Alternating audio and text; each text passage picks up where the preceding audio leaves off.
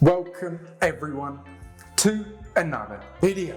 My name is Hagar, aka Hags, and today I'm going to show you how I evaluate a property when it comes to the flipping potential.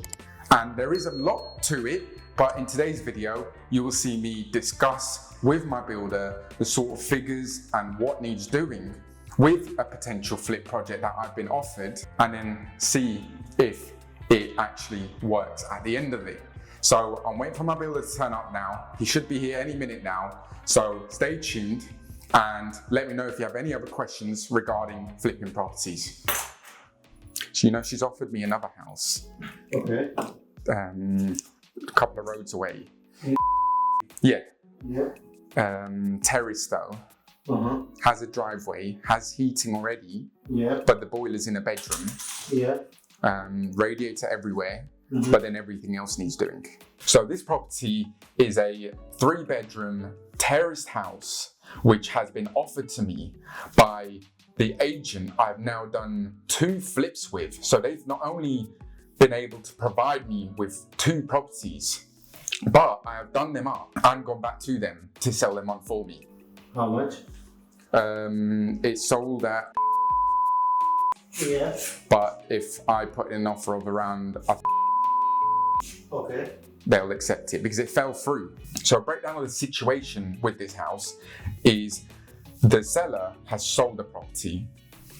It has now fallen through after about 5 months or so. Not 100%, but from what I've got, a green flag that pretty much is fallen through. At this point, when something falls through, the seller just wants to get rid of it. So in my instance, they know me as the agents as a great, reliable buyer. And this is where I can potentially come, get a good deal, but also the seller's happy because they get to sell the property finally.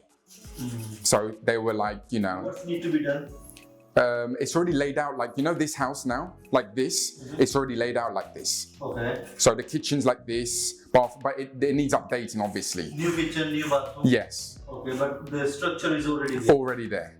The 3 bedrooms is already there. Right. It's just electrics. The electric? Yeah. Rewiring, okay. Heating looked brand new, so I'm assuming they claimed something, you know, that sort of thing. And then just everything else. How about glazing, window doors? Window doors, fine. Okay. So just the inside cosmetics. And what's the resale value? Because it's slightly smaller. 2 bedroom? 3 bedroom. Okay. It's slightly smaller, very, very slightly. And it's a terrace. Okay. It's obviously not going to be as much as this. Still. How much do you think that will cost then? Because I know heating is very expensive.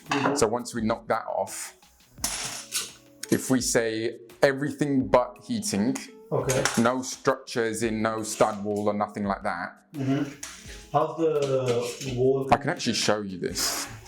It's on the market, but as in it's written as sold. The walls, I think it was fine.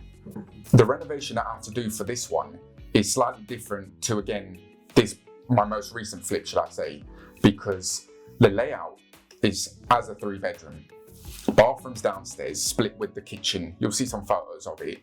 Needs full renovation other than the heating. The heating's brand new. So sometimes in these houses, the government does some scheme where they help people and they give them free heating, but then the rest of the properties all run down. So it doesn't really make sense, but at the same time, the heating's there. So that's one less very big cost out of the way. But the rest of the property completely needs gutting and redoing. But because I've done numbers on these sort of houses in this area before, I know what I need to do. I know the price. It's just a matter of being able to get it or not. But what I'm thinking is, even if the profit's smaller than this, which it definitely will be, it's easy. Yeah. Very easy. Especially with this price range, you know. Yeah. You don't find, like you said, you don't find it often. Exactly. And I always told you, I said, I'll keep doing this price range until I find a bigger thing.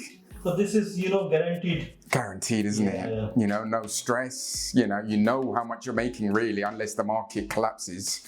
Which is very rare. Exactly. But it's going better nowadays. You know? It's gonna go better. And it means I can keep working with this agent, you know? Yeah. You know, build relationship with them is But it's not easy though. It's hard to find these agents that trust you because they just list it, sells, and they don't need you.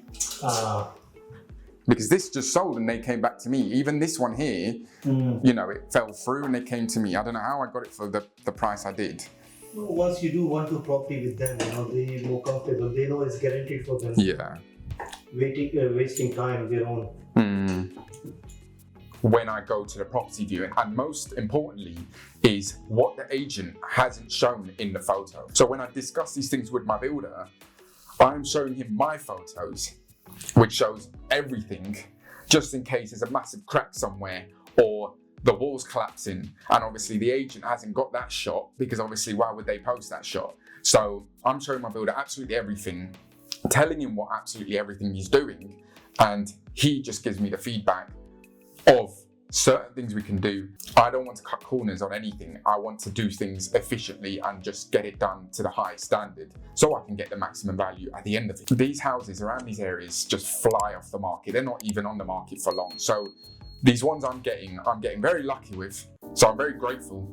But also when I do get hold of them and I do resell them, there's a huge demand. Great schools, great location. It's got everything you can ask for. So if you enjoyed this video, let me know down below. But I've been Hagop, aka Hags. Don't forget the name, and I'll catch you in the next video.